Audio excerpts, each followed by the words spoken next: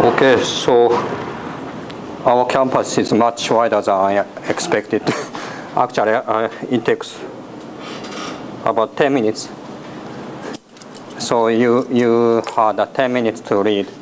So before start reading, so I may ask you that how many of you read this paper from the beginning? Okay, so I ask you guys, so how many pages you can read in 10 minutes? So how many sentences have you succeeded in reading also in 10 minutes? 1 page? More than 1 page? Less than 1 page? Okay, so more than 2 pages? Oh, wow, you are excellent. And so actually, so this has this paper is relatively a short paper in SIGGRAPH, so it has only 8 pages.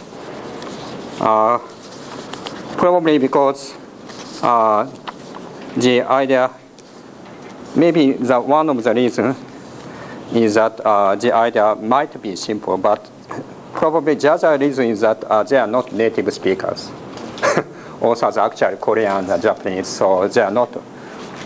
They are experts, but they still have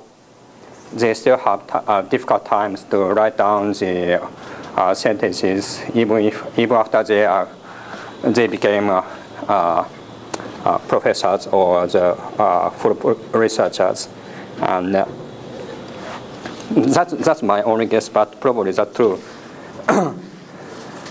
But anyway, so I should. So if you plan to read, you want to understand the full meaning, whole the sentence. Oh, no. Sorry. If you want to understand every sentence, if you want to understand what they are doing, so there's no shortcut. So you have to read all through the paper, and you have to find out what you are not understanding, and so you have to figure out the terminologies or the new ideas or new concepts, and solve the problem one by one. There's no shortcut, so you have to do that.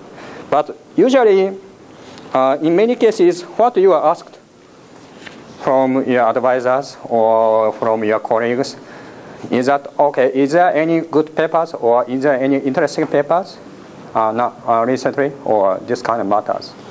So if you are a good reader, so you can probably read 10 papers every day, and that will sum up 2,000 papers per year or something like that, and you will be definitely an expert. But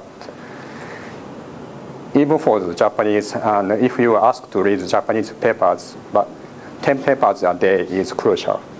So it's a believable number.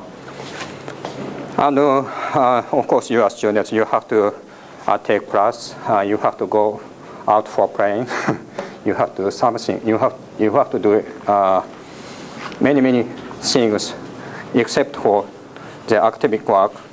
So you don't have much time spending on the reading the papers. So in that sense, if you can read the English sentences, say, if you need only 5 minutes per day per page, it will be okay to read through all the papers. But for the ordinary Japanese people or other people, might need maybe a half, probably 2 days, just for reading all the sentence without understanding.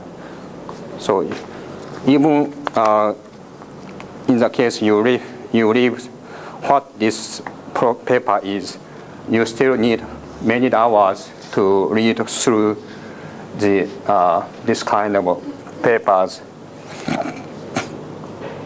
So if you are just facing the problem of finding the interesting paper, or just grab the idea of what it is going on in this paper, actually you don't need to read all the sentences, especially when they are good papers. For the bad papers, for the worst papers, so you have to read all through, because they are not well designed, well organized. So you have to read, and you have to catch which sentence is good, which sentence is their opinion, and which are not. So you need extra time to catch the ideas. But if you are facing the good papers, say SIGGRAPH papers, this is a kind of a qualified paper. The qualification rate is 1/10. That means so 1 out of 10 paper can only be submitted on the SIGGRAPH. So they are well technically a good paper, and in addition to that, they are definitely well organized paper. So because as you are still students, you may not know that, but if you submit the papers to the journal or conferences, there are always one topics to evaluate. So this paper is well organized, good, poor, middle, poor, or something like that. And the papers who marked poor will be rejected. That's true. So of course, the novelty or the performance or usability is always the key to clarify the publication quality, but it is also required to form the good paper, form the sentence in the good shape. Otherwise, they won't be accepted. Why? Because the researchers, as I said, so they all don't have much time to read all the papers. Of course, there are many papers per year, maybe 1,000 papers, maybe 10,000 papers per year. Nobody can read through all the papers. So that means so each paper should be